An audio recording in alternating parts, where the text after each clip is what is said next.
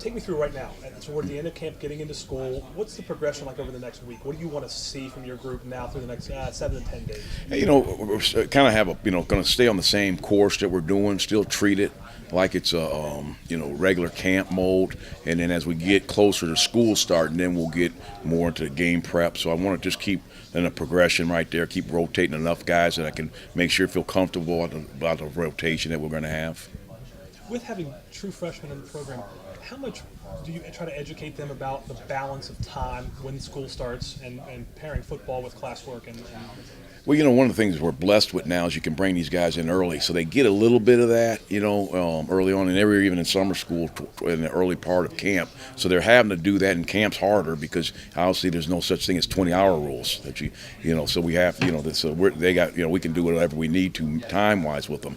But there's no question now you're going to take a full load, so it's a little bit tougher, and that's the hardest part, and that's why that's part of the parts of why you're not playing a young guy, because it's hard.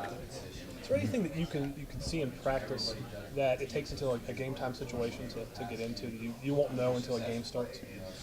Yeah, I mean, I think there's no question that guys sometimes you'll see different things from that you don't see on the practice field as far as the type of play they play. But it's you know, a lot of players kind of think with that mindset where they like to say to them, you know, Coach, if you play me, I'll show you. You know, and said, well, show me and I'll play you.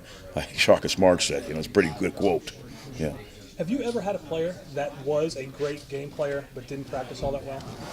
I probably don't want to answer that question.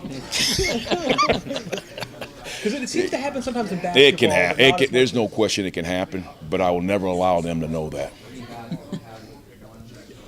Another person brought up a good point, the tackling situation. You guys are taken to the deck now in practice. How much of a benefit is that to go live and have those fully to the ground tackle sessions prior to the opening game? Well, I think, you know, what you want to do is because it's all about the leg drive. I mean, you can teach stuff on bags and get the right fits and where your eyes need to be, but there's what you don't get is the full body, with the legs moving, the leg drive, and that's where guys get in trouble. You know, we got plenty of dummies where we can protect ourselves and so forth and so on, but you got to have the leg drive.